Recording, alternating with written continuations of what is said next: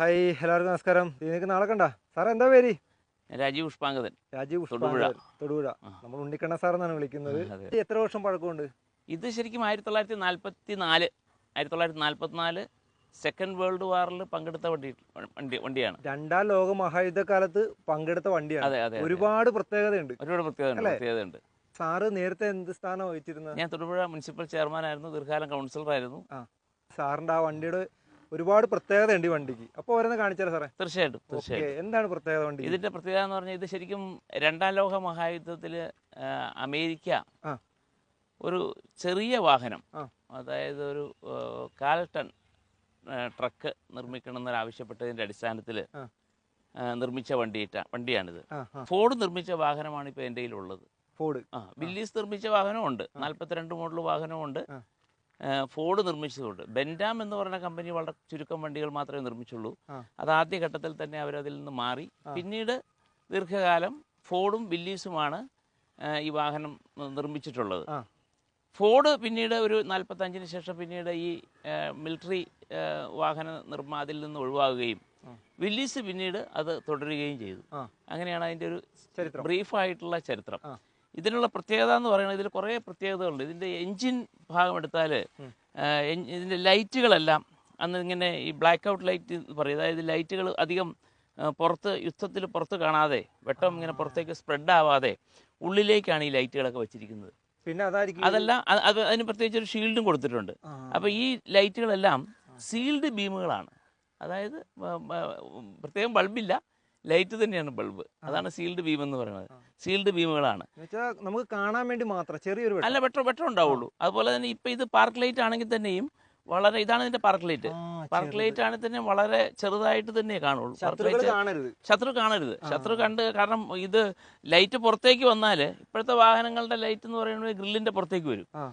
ഇതിന്റെ അകത്താണ്. കാരണം വെച്ചാൽ ലൈറ്റ് പുറത്തേക്ക് വന്നാൽ സ്പ്രെഡ് ആയി കഴിഞ്ഞാൽ മോളിൽ നിന്ന് ബോംബിടുന്നതിനുള്ള സാധ്യതയുണ്ട്. വാഹനം ഇങ്ങനെ കോൺവോയ് ആയിട്ട് നിരന്ന് കിടക്കുമ്പോൾ സ്വാഭാവികമായിട്ടും ഇതിലേക്ക് വാഹനം കിടക്കുന്നത് ശ്രദ്ധപ്പെടും.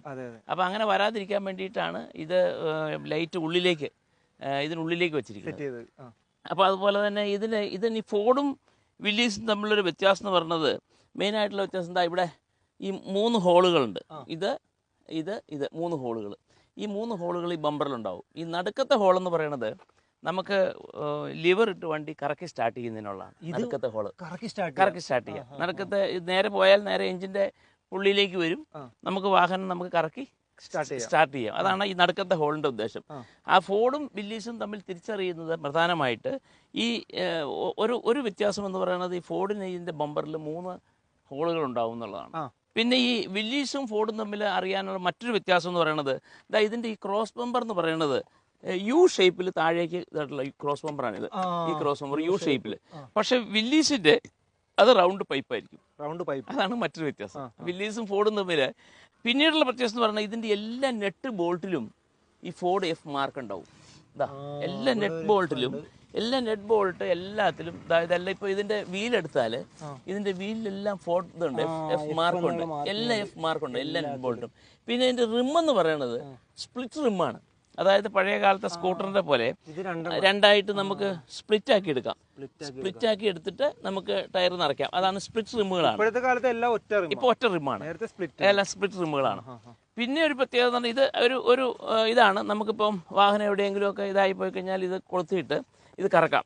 ഇത് ഹാൻഡ് വീഞ്ചാണ്. പണ്ടത്തെ സിനിമയിലൊക്കെ കറക്കി കഴിഞ്ഞാൽ നമുക്കിപ്പോൾ എവിടെയെങ്കിലും വെച്ചിട്ട് ഇത് വലിഞ്ഞ് കയറി പൊക്കോളും. അതിനുള്ള ഒരു സംവിധാനമുണ്ട്, വീഞ്ചുണ്ട്. പിന്നെ ഇതിന്റെ ഈ ബോണറ്റിലെ കട്ട എന്ന് പറഞ്ഞത് ഇപ്പം റബ്ബറും സ്റ്റീലും ഒക്കെ വരുമ്പോൾ, അന്നത്തെ കാലത്ത് ഇത് മരത്തിന്റെ കട്ടയാണ് ഉപയോഗിച്ചത്. തടിയുടെ കട്ട. അത് പഴയതല്ല, നമ്മൾ മാറ്റി വെച്ചിട്ടുണ്ട്. എന്നിരുന്നാലും ആ കാലത്ത് ഇങ്ങനത്തെ മരത്തിന്റെ കട്ടയാണ് ഉപയോഗിക്കുന്നത്. അത് ശരിക്കും നമുക്ക് ഈ വിൻഷീൽഡ് ഇങ്ങോട്ട് മറിച്ചിട്ടാൽ ഇവിടെ നിൽക്കും, ഇതിൽ വന്ന് നിൽക്കും. ഇനി തിരിച്ച് അങ്ങോട്ട് ഇടുവാണെങ്കിൽ ഈ വിൻഷീൽഡ് അവിടെ പോയി ആ ബോണറ്റ് വിൻഷീൽഡിൽ മുട്ടാതിരിക്കും. അതിന് വേണ്ടിയിട്ടാണ്. പിന്നെ ഇത് ബ്ലാക്ക് ഔട്ട് ലൈറ്റ് ആണ്. ഈ ബ്ലാക്ക് ഔട്ട് ലൈറ്റ് എന്ന് പറഞ്ഞാൽ അകത്ത് മാത്രമേ തെളിയുള്ളൂ. ഡ്രൈവർക്ക് കാണുന്നതിന് വേണ്ടിയിട്ടാണെന്നാണ് പറയുന്നത്. ഡ്രൈവർക്ക് ലെഫ്റ്റ് സൈഡിലാണല്ലോ ഡ്രൈവർക്ക് കാണുന്നതിന് വേണ്ടിയിട്ടാണ് ഈ ഒരു ചെറിയ ലൈറ്റ്. ഡ്രൈവർക്ക് വണ്ടിയുടെ അടുത്തേക്ക് വരുന്നതിനും കാണുന്നതിനും വേണ്ടിയിട്ടുള്ളതാണ് ഈ ലൈറ്റ് എന്നാണ് പറയുന്നത്. പിന്നെ ഇതിന് മറ്റൊരു പ്രത്യേകത എന്ന് പറയുന്നത്, ഇവിടെ ഒരു ഷവല് ഇവിടെ ഷവൽ നമ്മൾ വെച്ചിട്ടില്ല. ഷവൽ വെക്കുന്നതിനുള്ള പൊസിഷൻ ഉണ്ട്. പിന്നെ ഇത് നമ്മുടെ ആക്സ് കോടാലി ഇങ്ങനെ കയറ്റി, കോടാലിയുടെ മൂർച്ചയുള്ള ഭാഗം കൊണ്ട് കയറ്റി വെച്ചിട്ട് ഇത് ഇങ്ങനെ അങ്ങ് മടക്കി ഇതിലേക്ക് ടോ ചെയ്യും, ഇങ്ങനെ ഇതങ്ങ് സ്ട്രാപ്പ് ചെയ്യും. അപ്പോൾ അവിടെ നിന്നോളൂ. അപ്പോൾ ഒരു കോടാലിയും ഷവലും ഉണ്ട്. നമുക്ക് എന്തെങ്കിലും കാരണവശാൽ വാഹനം വനത്തിലൊക്കെ പോയി, വനത്തിലോ അല്ലെങ്കിൽ അത്തരത്തിലുള്ള ഹില്ലി ഏരിയാസിൽ കുടുങ്ങിയാൽ ഒരു മരം വെട്ടി മാറ്റുവോ അല്ലെങ്കിൽ ഷവൽ ഉപയോഗിക്കുകയോ ചെയ്യുന്നതിന് അല്ലാതെ ഈ അത്രയും ഒരു സംവിധാനങ്ങൾ ഇതിൽ നേരത്തെ കൊടുത്തിട്ടുണ്ട്. ശരിക്കും പറഞ്ഞാൽ റോട്ടിൽ കൂടെ ഓടുന്നതിന് അല്ല, റോഡിലൂടെ ഓഫ് റോഡിൽ എവിടെയും, അതല്ല ഓൾ ടെറൈൻ അങ്ങനെയാണ് മിലിറ്ററി നിർമ്മിച്ചത് തന്നെ. അതേ പർപ്പസിലാണ് ഓൾ ടെറൈൻ, എല്ലാ ഇതിലും ഓടാവുന്ന ഒരു ചെറിയ വാഹനം. അങ്ങനെയാണ് ഇതിന്റെ ഉദ്ദേശം തന്നെ അതാണ്. പിന്നെ ഇതിന്റെ സ്വിച്ചിന്റെ പ്രത്യേകതയുണ്ട്. ഹെഡ്ലൈറ്റിന്റെ സ്വിച്ച് ഉണ്ട്. നമ്മളിങ്ങനെ സ്വിച്ച് ഇങ്ങനെ തിരിച്ചാൽ ഇങ്ങനെ വീഴില്ല, മറിച്ച് ഇത് ഞെക്കിയിട്ട് തിരിച്ചാലേ വീഴുള്ളൂ. കാരണം നമ്മൾ ഇറങ്ങുന്ന ഒരാൾ പെട്ടെന്ന് കാല് തട്ടി സ്പീഡിൽ നമ്മൾ വളരെ സ്പീഡ് ആക്ഷൻ ആണല്ലോ. ആ സ്പീഡ് ആക്ഷൻ സമയത്ത് അറിയാതെ നമ്മൾ സ്വിച്ച് തട്ടിക്കഴിഞ്ഞാൽ സ്വിച്ച് ഓൺ ആയി കിടക്കും, ലൈറ്റ് എല്ലാം തെളിഞ്ഞു കിടക്കും. അപ്പൊ ബാറ്ററി ഡിസ്ചാർജ് ആയി പോകും. അപ്പൊ നമ്മൾ ശരിക്കും വളരെ ശ്രദ്ധയോടുകൂടി ഇതേ ഞെക്കിയിട്ട് തിരിച്ചാൽ മാത്രമേ ഇതിങ്ങനെ തിരിയുള്ളൂ. അതാണ് ഇതിനുള്ള പ്രത്യേകത. അല്ലാതെ നമ്മളിങ്ങനെ തിരിച്ചാൽ തിരിയില്ല, ഇങ്ങനെ തിരിയില്ല, തട്ടിയാൽ തിരിയില്ല. സ്റ്റിയറിംഗ് വീലിന് പ്രത്യേകതയുണ്ട്. സ്റ്റിയറിംഗ് വീല് വളരെ ചെറിയ സ്റ്റിയറിംഗ് വീലാണ്. അതുപോലെ തന്നെ സ്റ്റിയറിംഗ് വീലിന്റെ നടുക്കാണ് ഈ ഹോൺ വരുന്നത്. നമുക്ക് ഹോൺ വരുന്നത് ഹോൺ ഇങ്ങനെ ഞെക്കി കഴിഞ്ഞാൽ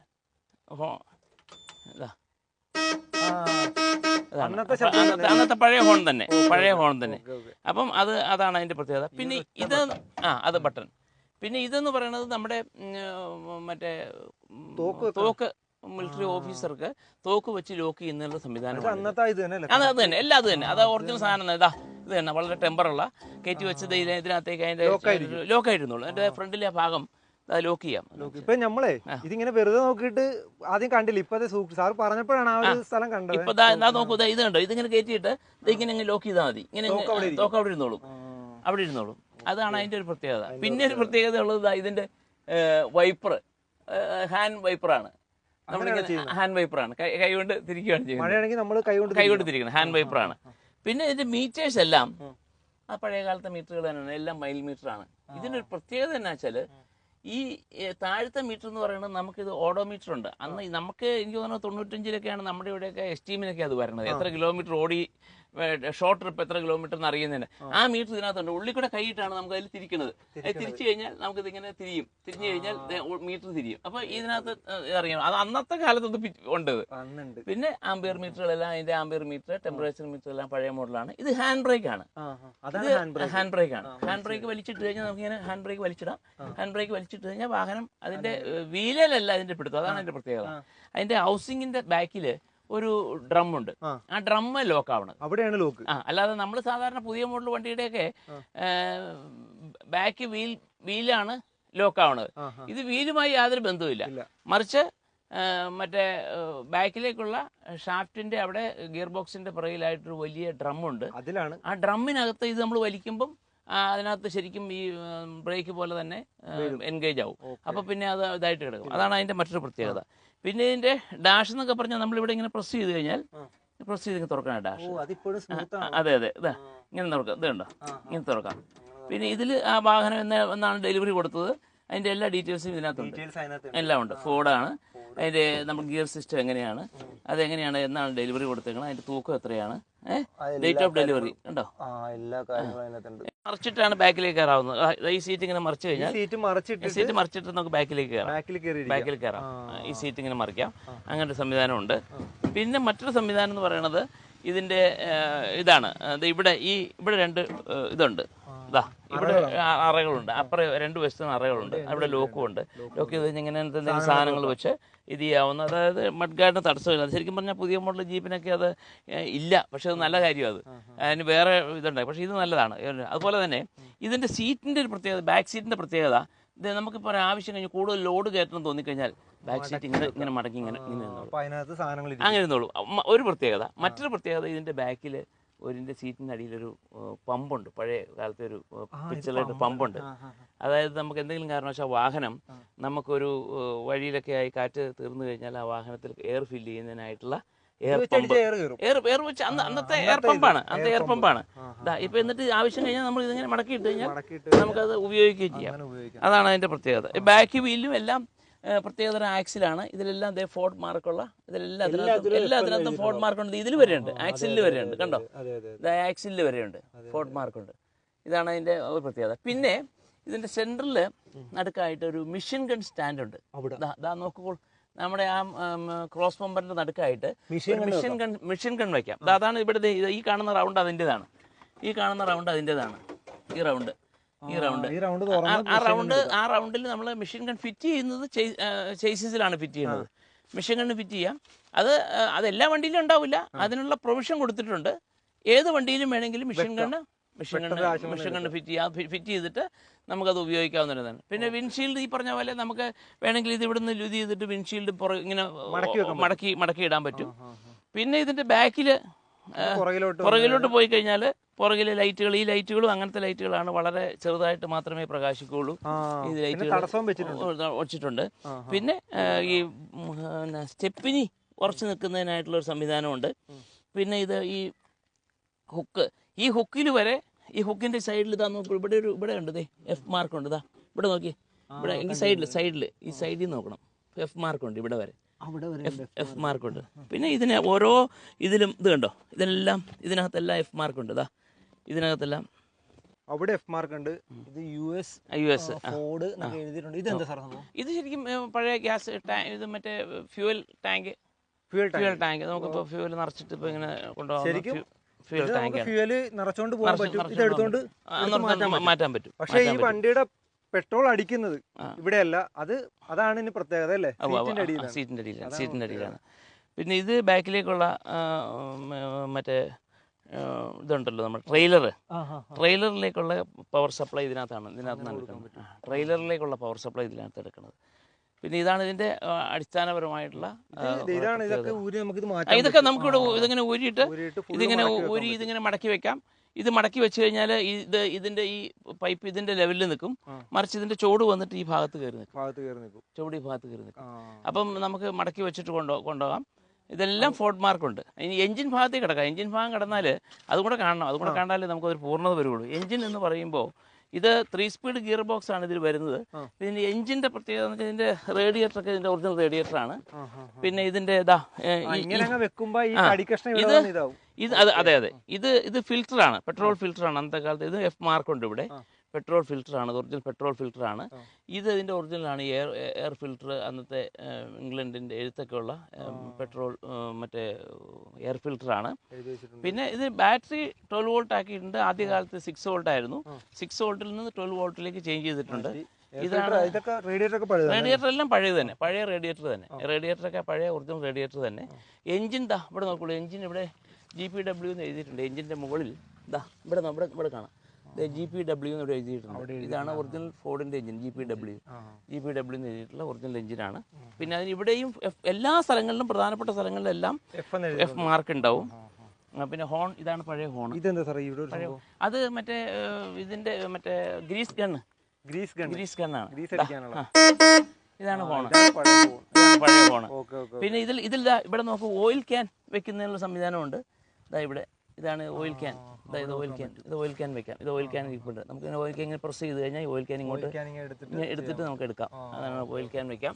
പിന്നെ ഇത് നമ്മുടെ ഇതിനുള്ളതാണ്, നമ്മുടെ ഈ വാഹനത്തിന് എവിടെയെല്ലാമാണ് ലൂബ്രിക്കേഷൻ, അതായത് ഗ്രീസിങ് എവിടെയാണ്, എന്തൊക്കെയുള്ള കാര്യം ചാർട്ടാണത്. Chart വയ്ക്കുന്നതിനുള്ള chart ഹോൾഡറാണത്. അപ്പോൾ അതിനകത്ത് ചാർട്ട് വയ്ക്കാം, എന്നിട്ട് ചാർട്ട് എടുക്കാം. ആ ചാർട്ടിൽ നമുക്ക് എവിടെയൊക്കെയാണ്, കുറേ സ്ഥലങ്ങളിൽ ഇതിന് ഗ്രീസ് ചെയ്യേണ്ട സ്ഥലങ്ങളുണ്ട്, നോക്കിയിട്ട് വേണ്ടത് ചെയ്യാം. ഇത് ഗ്രീസ് അടിക്കുന്നതിനുള്ള ഗ്രീസ്. ലൈറ്റ് ഇപ്പോൾ ഒരു ആവശ്യം വന്നാൽ ഇങ്ങനെ ഇത് കണ്ടോ, ഇങ്ങനെ ഊരി ലൂസാക്കിയിട്ട് ഇങ്ങനെ വെക്കാം. തിരിച്ചു വെച്ചാൽ നമുക്ക് ഇവിടെ വെട്ടം കിട്ടും വേണ്ടി വന്നാൽ. ആവശ്യം കഴിഞ്ഞാൽ നമുക്ക് ഇതിങ്ങനെ എടുത്ത് ആണെങ്കിൽ നോക്കാം. അത് അപ്പം അങ്ങനെ ലൈറ്റ് നോക്കാവുന്ന ഒരു സംവിധാനമാണ്. ഈ ലൈറ്റ് എല്ലാം സീൽഡ് ബീമാണ്. എല്ലാത്തിനും പ്രത്യേകത ഉണ്ട്. അതിൽ ഈ ഇത് ഇൻഡിക്കേറ്റർ ഞാൻ ഇപ്പോഴത്തെ പുതിയ മോഡൽ മിലിറ്ററി വണ്ടിയുടെ വെച്ചിട്ടുള്ളതാണ്. കാരണം വെച്ചാൽ ഇപ്പം നമുക്ക് വാഹനം ഉപയോഗിക്കുമ്പോൾ ഇൻഡിക്കേറ്റർ വേണം. പിന്നെ ഇതിന്റെ ബ്രേക്ക് സിസ്റ്റം എല്ലാം പഴയത് തന്നെയാണ്. ഒറിജിനൽ അമേരിക്കൻ ബ്രേക്ക് സിസ്റ്റം തന്നെയാണ്. അമേരിക്കയുടെ USA ഒറിജിനൽ ബ്രേക്ക് സിസ്റ്റം തന്നെയാണ്. അതുപോലെ തന്നെ ഇതിന്റെ ഈ ഷാക്കിള്, ഇതിന്റെ പ്രത്യേകത ഉണ്ട്. U ടൈപ്പ് ഷാക്കിളാണ്. ഇപ്പോൾ നമ്മൾ 2 പ്ലേറ്റ് ആയിട്ട് അപ്പുറം ഇപ്പുറം വരും, പക്ഷേ U ടൈപ്പ് ഷാക്കിളാണ്. ഇതിന്റെ സെന്ററിലുള്ള ഇതിന്റെ ഈ ബെൽക്രാങ്ക് എന്ന് പറയും.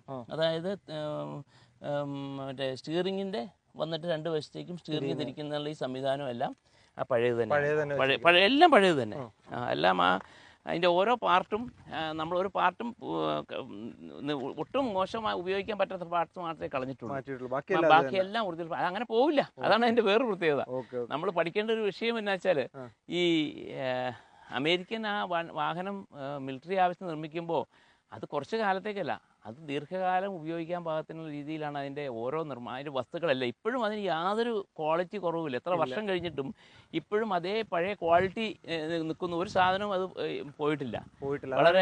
വളരെ പ്രത്യേകതയുള്ളതാണ്. പിന്നെ ധാരാളം സിനിമകളിൽ ഉപയോഗിച്ചിട്ടുണ്ട് ഈ വാഹനം. പിന്നെ തമിഴ് പടത്തിലും ഇപ്പോഴത്തെ റീസെന്റ് ആയിട്ടുള്ള ഇറങ്ങാൻ പോണ ധനുഷിന്റെ പടത്തിൽ ഈ വാഹനം ഉപയോഗിക്കുന്നുണ്ട്. നമ്മുടെ തെങ്കാശിയിലാണ് ഷൂട്ട് ചെയ്തത്. അപ്പൊ അവിടെ ഈ ധനുഷിന്റെ പുതിയ പടം ക്യാപ്റ്റൻ മില്ലർ, അതിലിപ്പോ ഈ വാഹനം ഉപയോഗിക്കുന്നുണ്ട്. അപ്പൊ ഇതാണ് ഇതിന്റെ കുറെ പ്രത്യേകതകളുണ്ട്.